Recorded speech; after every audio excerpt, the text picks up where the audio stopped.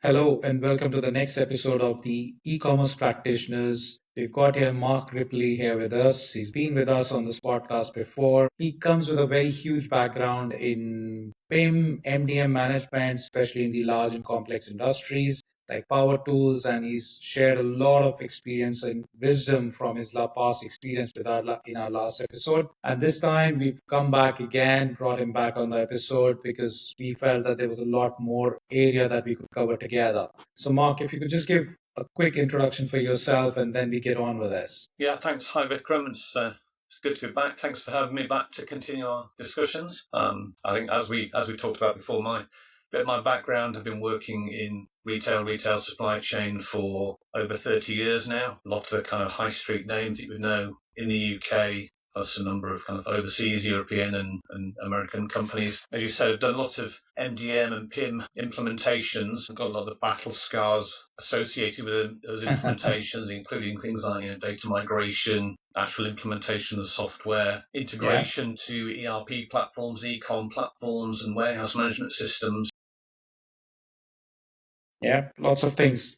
And we covered a bit of ground. So just to recap, Mark, what all we covered what were the differences between the PIM and MDM in principle? What are the challenges that you've seen in overall PIM implementations? What are the lessons you've learned? We also covered a bit around the KPIs for PIM and MDM projects, how to maintain data quality in high volume catalogs, stakeholder engagement, and lots of other bits in there. So if you want to listen to this important nuggets and pieces of wisdom, you can go back to the episode 6 from the podcast. And now we're going to go and talk about more things today, primarily focused around, how does PIM feature into the technical products and power tools space, B2B and multiple channel dynamics, team collaboration, and where does Mark see, what are the future trends that Mark sees in terms of the AI adoption in the PIM space? So, Mark, if we pick up things from where we left, not a pinpoint per se, but there was one element which I still wanted to cover up was data management and its overall business impact. How do large businesses in the power tools or construction industry or manufacturing tend to use PIM to improve operational efficiency and customer satisfaction? How does actually that translates into the real value for the business? Well, I think from the business point of view, we're not focusing just on the customers, what the customers want, but within the business itself. I think there's a lot of areas that PIM or MDM can help with, and particularly around things. If you look at things like weights and dimensions of products, which quite often get overlooked and not given enough importance when bringing products, into or through a business, product handling, distribution, and especially in something like construction, where you've got such a variety of products. You've got dangerous, hazardous materials, you've got big, bulky products, heavy products that require two-man lifting and that kind of thing. So it's vitally important that all that information is correct first time. Otherwise, it introduces lots of delays and disruption in the supply chain, which ultimately means more cash tied up on products that you're unable to sell because they're stuck somewhere within your business, or not even into your business if you haven't actually been able to receive them and put them away properly. Certainly, weights and dimensions is a critical thing.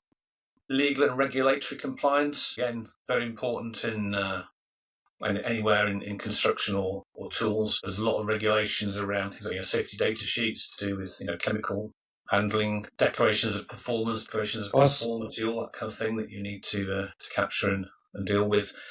So again, can cause extra costs, extra liability potentially, or reputational damage if you're not providing the right information down to your consumers or to your employees who are busy working, handling these products that come through your business. And these are typically very, very large volume catalogs, typically going from anywhere from 200,000 to half a million SKUs. How do you ensure quality on such of a large volume catalog? Well, it's difficult, isn't it? Even with small volumes of products, it's difficult to maintain quality. Exactly. And especially as these tend to be products that have a lot of attributes or a lot of characteristics that they're important both for kind of from product ranging and handling products through to actually making sure that you're selling products that are fit for purpose and that your consumers or your customers can find the right products. I think it's critical that you reach suppliers and manufacturers as much as possible. At the end of the day, they're the key source for this product information. And if you don't get that information from them at source, one, is very difficult to find because quite often these are specialist products that you can't easily just pick up the information online and get all the specifications and so on. Two, it's important, again, from a safety point of view, to actually get this information right first time, because ultimately manufacturers are accountable for things like fire safety and chemical safety and so on. Absolutely. So getting the right data up front as early as possible in the process is critical. Validating it at point of input, so it's right once, and it's not going to be, you're not constantly trying to keep up with yourself and fill gaps and correct mistakes. And I think trying to automate as much as possible as well in actually bringing data into the business and not relying on so much on the old spreadsheets and PDF documents to actually bring business in, to bring data in. I think with any business nowadays, there's a real challenge to keep costs down. A few years ago, you'd see big teams of data teams and handling data, bringing data in and rekeying it into systems and things. And now, pretty much everyone I work with, their category teams are getting smaller and smaller. Individuals are dealing with larger numbers of products and need to know their products well. So you've got no choice really but to push more back to suppliers and manufacturers and to get that data from them. More often than not, it seems that the information, it's very difficult always to get the information from your suppliers or OEMs per se. Yes. Right? It's rarely available. I mean, what I've seen is, we work with some large businesses, and what we found is typically they don't get the kind of information that they would really want to. Now, how do you handle those kind of scenarios? Because this is not something where you can just cook up information. These are technical products, construction materials. How do you go about handling those kind of scenarios? Well, I think you have to push back on the suppliers. And I think in some industries, the construction industry is getting easier to do that because of regulatory, of legislation, where manufacturers do have to take more accountability for the information they're providing. At the end of the day, you can't, it's not stuff you can make up. There's certain things you can validate or fill in. If you receive a sample product, you can weigh it, you can measure the size of the box, you can measure pallets and things like that. And a lot of organisations do that anyway, whether they're using their own warehousing logistics or third parties. They'll measure things when they come into the business. People still have cubic scans in the warehouse and put pallets or boxes onto them and check things. But ultimately, for specifications, materials, chemical safety, that kind of thing, you can't make it up. You can't find it. Absolutely. If the manufacturer hasn't provided it, then it's unlikely to just be available on Google unless somebody else has actually found it and looked it up. So anything that's a product with a lot of characteristics, a lot of specifications, where people are buying, they're not buying. It's not a kind of a luxury item or a kind of buying something on a whim. They're buying something to fit the purpose. It has to do a job. If you're buying plumbing fittings or electrical fittings, it's got to meet regulations. It's got to, you've got to know that when it arrives, it's going to fit and do the job and be safe and so on. So those kind of things, you've got to have that specification data from the manufacturer. So basically, you have to push back on the manufacturer side to get the right quantity or at least the right quality of data. Otherwise, you can't make up that kind of data set. Now, this one very interesting element, a lot of times there are loads of governance policies which are typically set up within the systems required from the government side. But a lot of times I'm sure there's going to be trade-offs from the practical and being pragmatic from a business purpose rather than maintaining or complying with certain policies or governance policies within the system itself. How do you balance those off? I'm sure you would have come across various scenarios where these kind of trade-offs have had to be done. Yeah, absolutely. There is always there's always that compromise, isn't there? We need to get a product into the business and out to market as quick as possible. Yes. Otherwise we've got cash tied up in inventory that we're not selling. So you've got to capture the absolute minimum to get a product on sale. Get it out. And this tends to be the general approach, isn't it? What can we get away with because of the the costs, the lack of resource, the time? What can we get away with? And you always see there's always going to be gaps in data.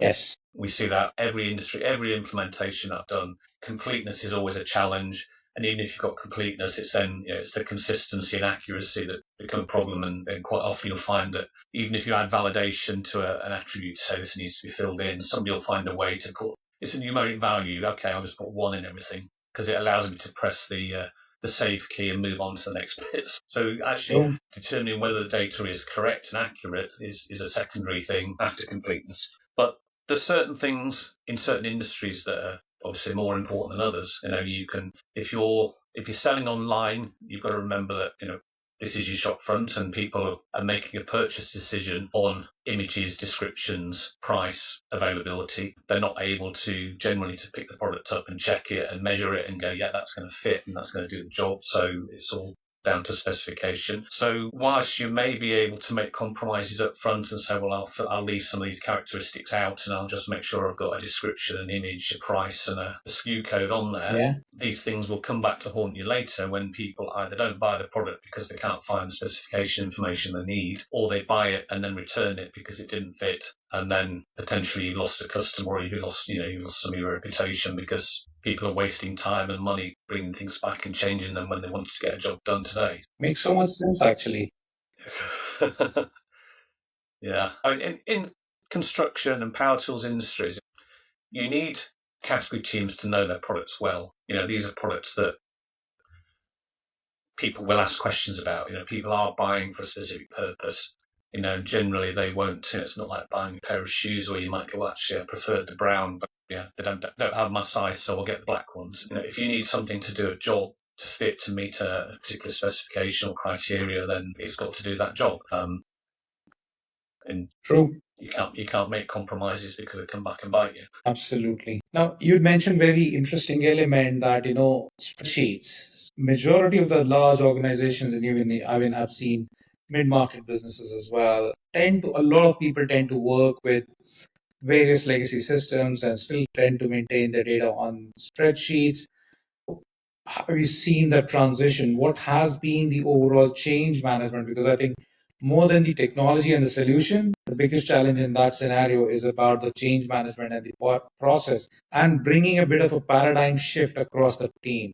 What has your experience been around that? Well, talking about spreadsheets still is the default solution for moving data around, isn't it? Yep. Pretty much every retailer we work with has spreadsheets for their NPI form, new product introduction forms, and they'll create templates for suppliers to fill in. They'll use smart sheets with validation in if they can. Some of the PIM solutions offer more advanced ways of getting data in. But it ultimately comes back to that is kind of the default. It's still the default solution. And the only way really to get around that is to have integration between systems, or to actually have suppliers or manufacturers PIM solutions that integrate directly into retailers' PIM solutions to get data. So it's keyed into one system and then moves through. Yeah, but that's a very, very idealistic. That's a realistic scenario. How many times have you seen that level of integration actually being done? Very rarely. Which is why everybody still uses spreadsheets, don't they?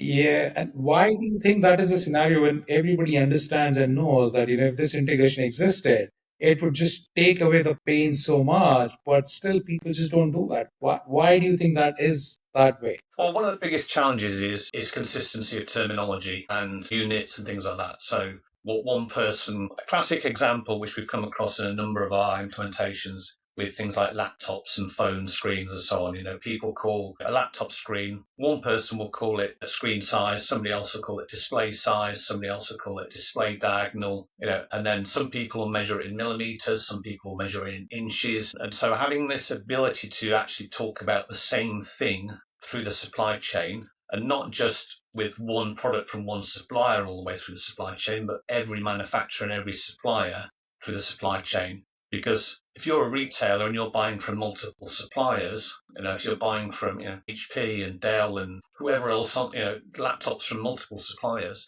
if they all call things slightly differently, you then have the challenge of trying to standardize on that when you bring it into your systems. And then also to be able to present that to your consumers, how do you do that in a consistent way to actually allow them to make product comparisons, for example? Are you comparing apples with pears? Are you comparing different measurements? So that's one of the reasons why people haven't got this kind of end-to-end integration for multiple suppliers. And another reason is, of course, that all these different people, all these different organisations have already got all their legacy applications anyway. So you're expecting everybody to make a change to one common standard so everyone can actually share data. And people are trying it. There are lots of forums and groups across different industries trying to standardise on terminology and units. It's basically the difference of definition that different people understand. Yeah, absolutely. I've got an example this weekend. I was looking for some fence posts. I'm searching for 8-foot, 5x3-inch fence posts. Now, some people call them 8-foot fence posts. Some people call them 2,400 millimeter fence posts. Some people have measurements in inches, some in millimeters. And even when you get commonality on the sizing, you're then looking at, are they green treated fence posts? Are they pressure treated? Are they UC4 treated? Are they stained already? True. And to actually automate that, you've got to be able to take all of the rules and all of the context that people use when evaluating and put those all into systems, haven't you, to actually say, actually, this product is the same as that product. It's just called something slightly different. And it comes down to even very simple things like VAT codes. People call them, you've got standard, zero, and reduced rate of VAT in the UK, and people use different codes for them. Some people call them S, Z, R. Some people actually call them standard and reduced. Some people just have, 1 is standard, 2 is reduced rate, 3 is zero. So when a supplier provides you a product and says, yes, it's standard rate VAT, how do you then ensure that that is consistent through your ERP, your warehouse management, your e-com platform, your finance systems? Yeah, no, that makes so much sense. It's all about having different taxonomies which have been understood and organically inherited by the organizations, and then, of course, adopted by their customers as well. And then it becomes almost baked into the system solution, everybody's mind. And there's a huge resistance to change because how are we going to handle the change? Do you think that's where the whole problem lies? Well, I think it's people are resistant to change. It's not always the people, is it? It's the budget priorities. Yes, of course. I speak to organisations who admit they know there's a problem. And especially when you speak to people in dealing with compliance, they'll be kind of tearing their hair out saying, I have to deal with this every day. We've got data sheets that are out of date. We've got units of measurement that are not correct. We've got no end of things, but ultimately they're fighting for budget.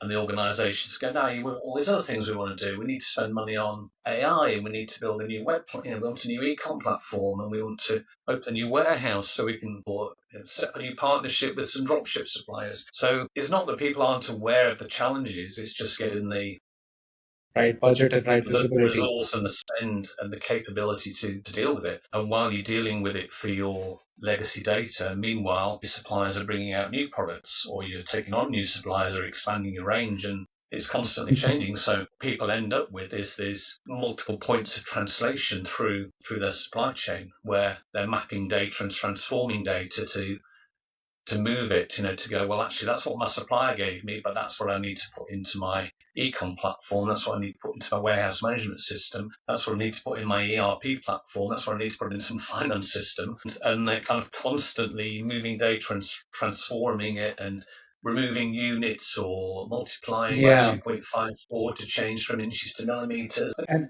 that's just within the organization, forget about even going to the customers, because within the organization, typically people will have, this is the buying category tree, this is the buying taxonomy, this is the selling taxonomy, and this is the ERP taxonomy, right? And that itself is not uniform within the organization. Do you think that's the right approach? I'm not saying how it has been, but do you think that's the right way to handle things? Or do you think that there's a better way of doing it rather than having 3 different taxonomies within one organization? Well, there is definitely a better way of doing it, but if you were starting from scratch with a new business, then I think you would create one, wouldn't you? You would create one taxonomy. But typically, people are changing one system at a time.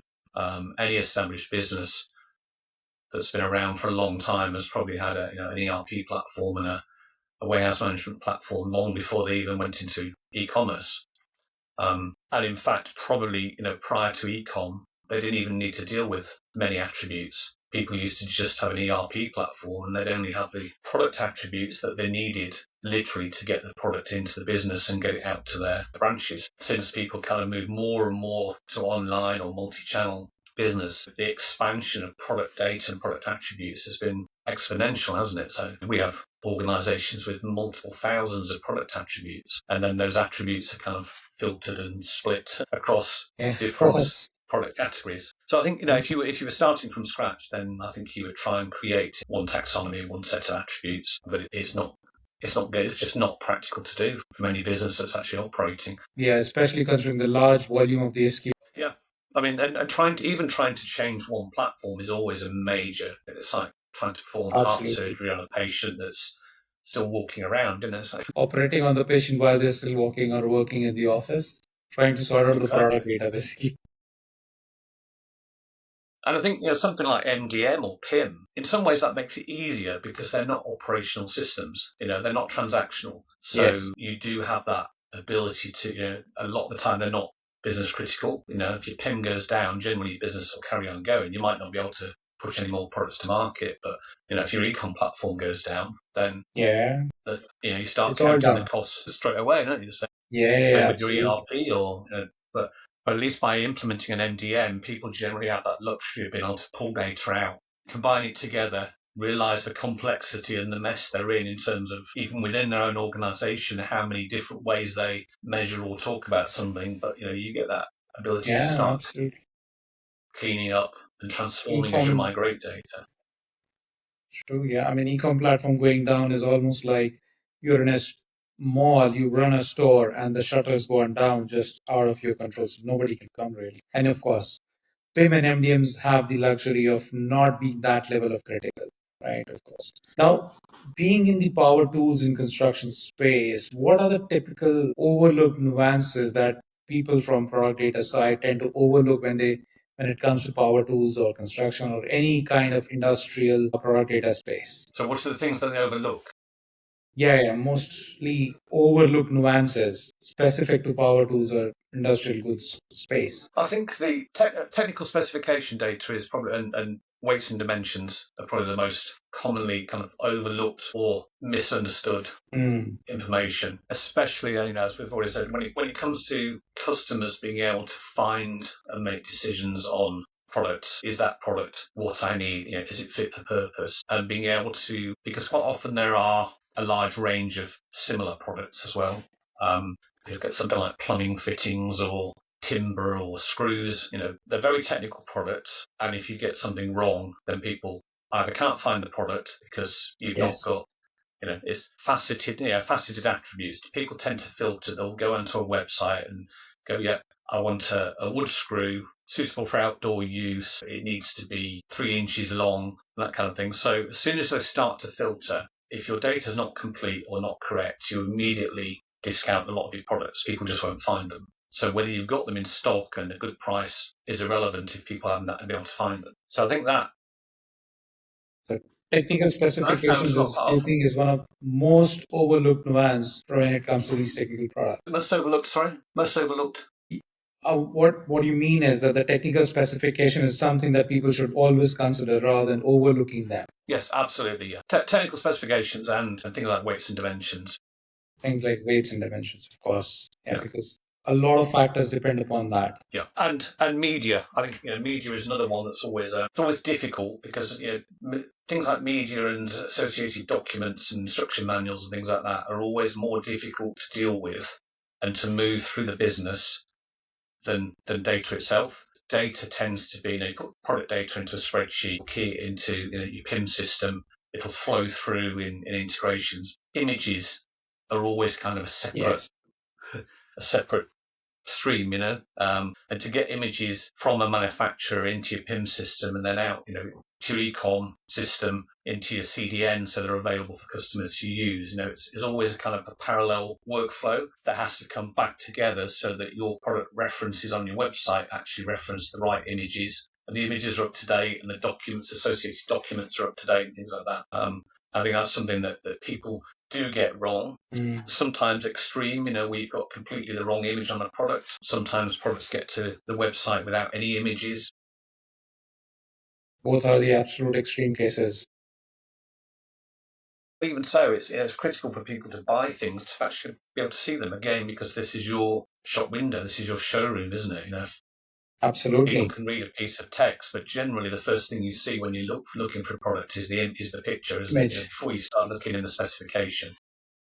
Yeah, indeed. So, Mark, you must have done loads of implementations. Just walk us through a little bit some of the architectural decisions or the operational strategies that allowed you to have successful implementation of PIM and MDM at any large organization.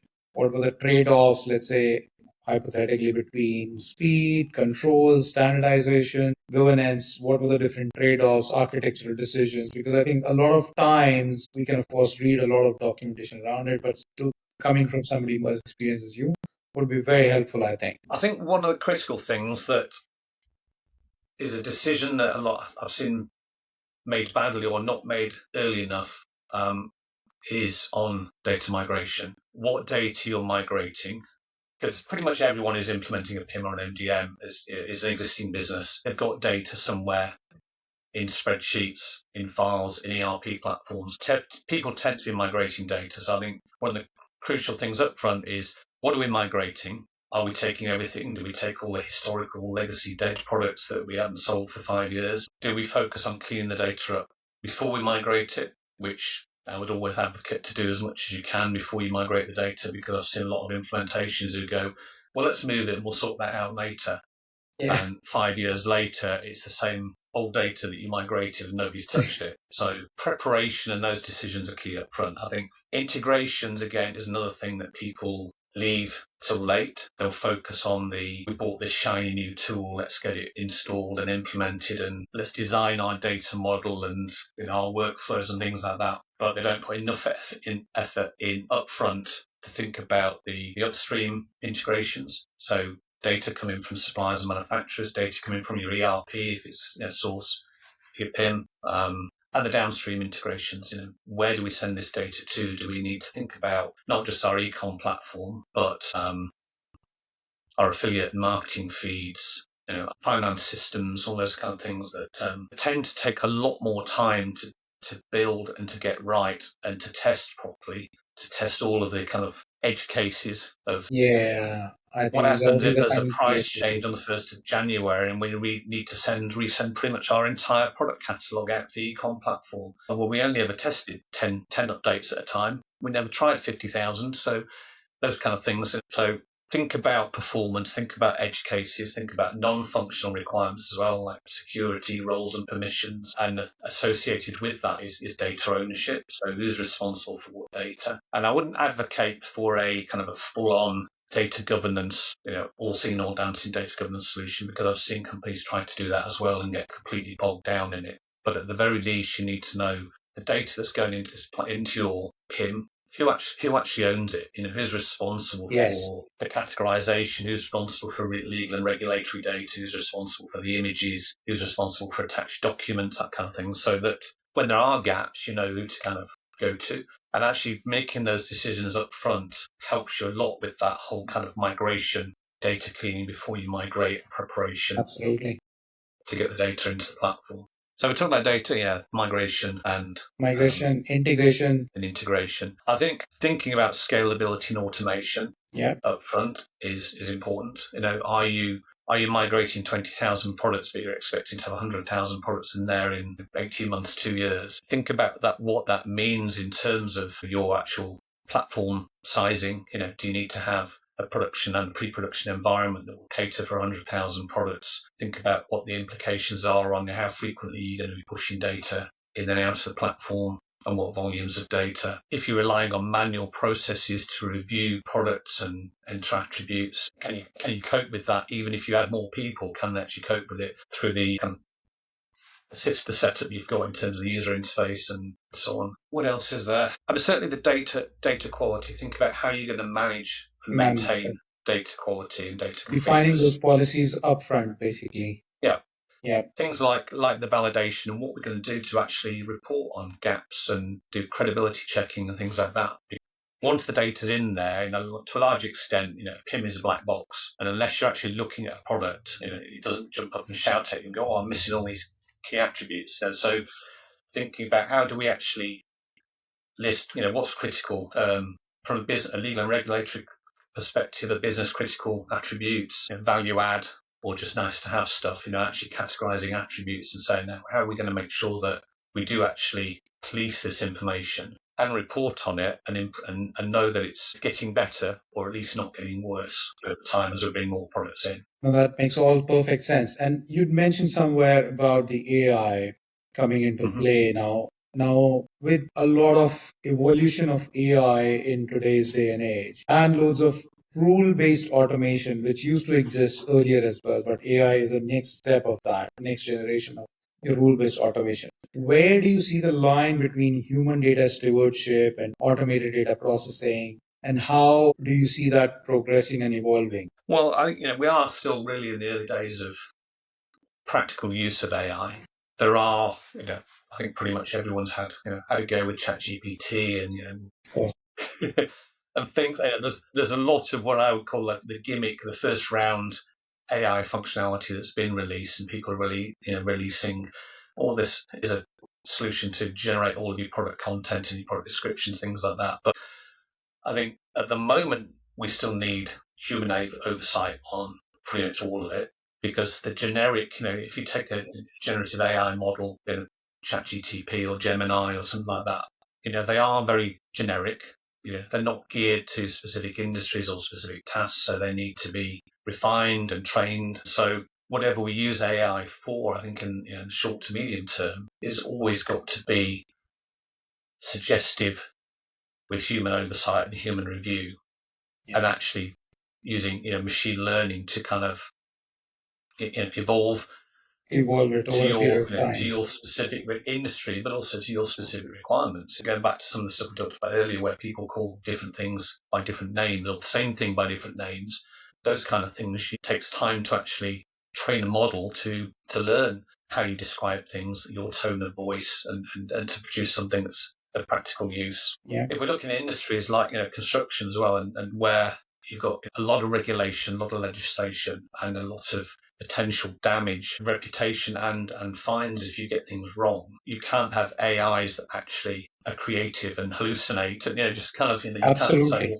"Oh, there's a gap there. I'll just fill it in with something that sounds Yeah, right." yeah.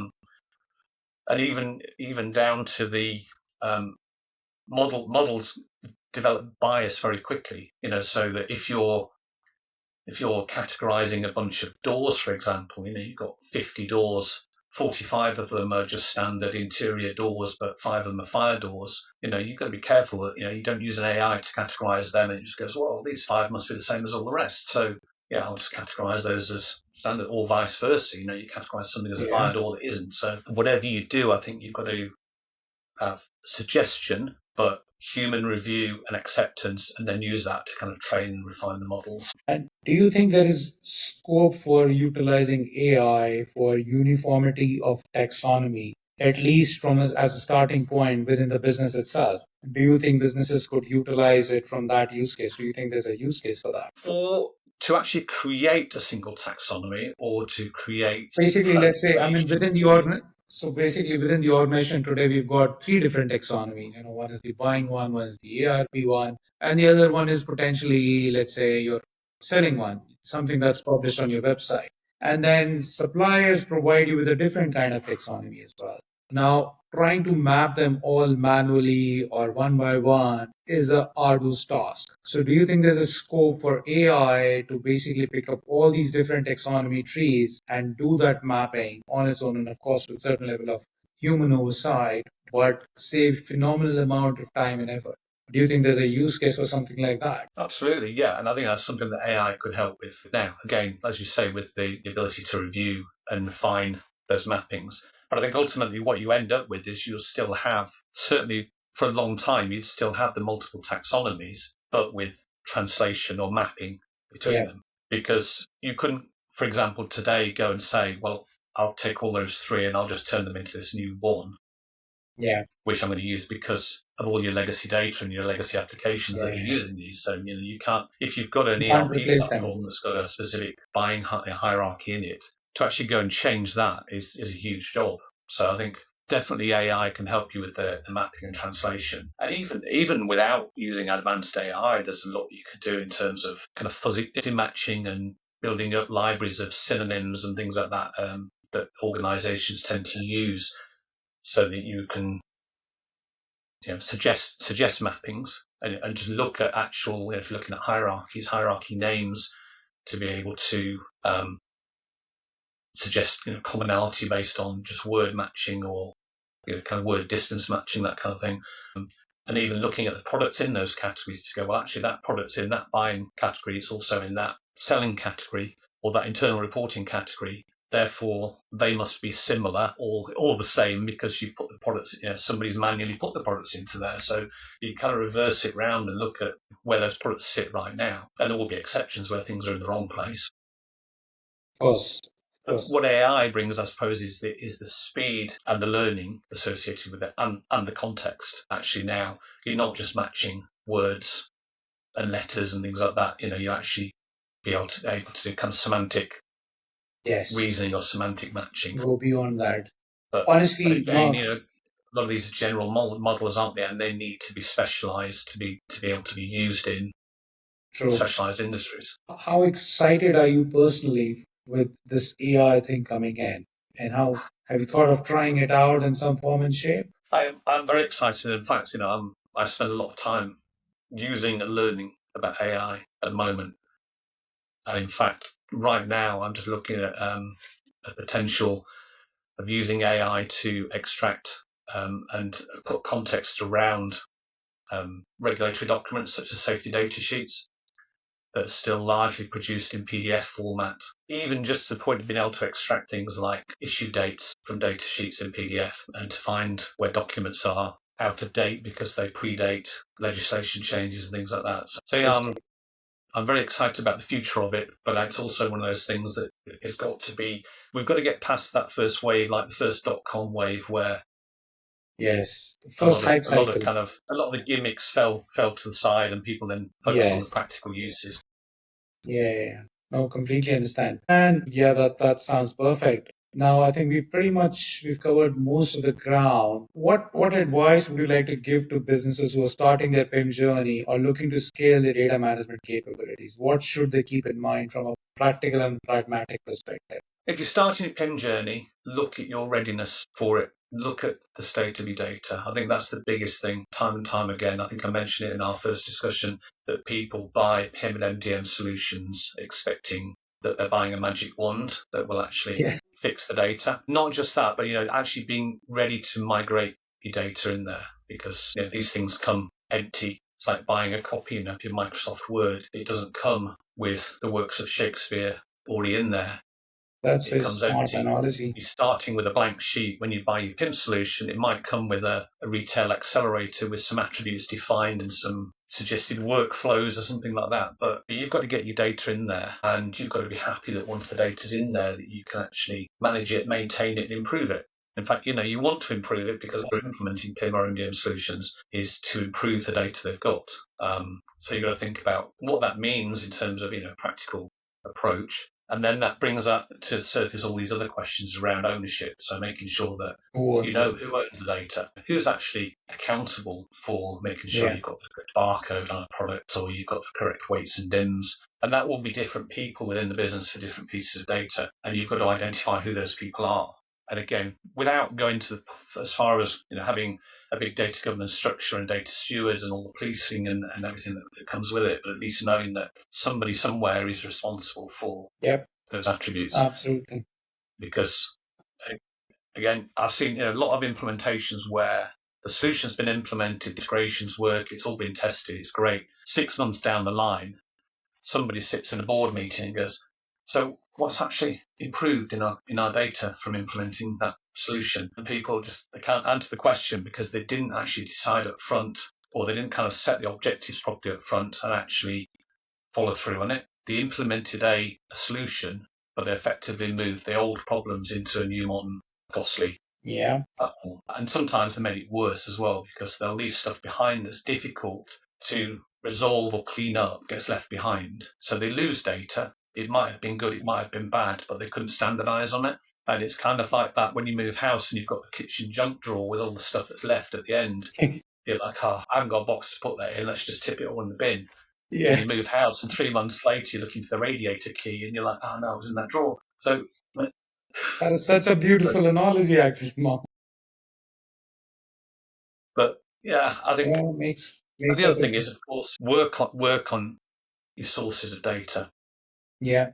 So I think what you're saying is measurability of your success is very critical before you get started on that journey. How are you exactly going to measure your success of the project? Is it the reduction in the number of customer queries around the product information? Is it the bump in the overall sales because the product data and increase in conversion rate of the product data PDPs? What exactly is the conversion or the success measuring indicator to measure the success of your project?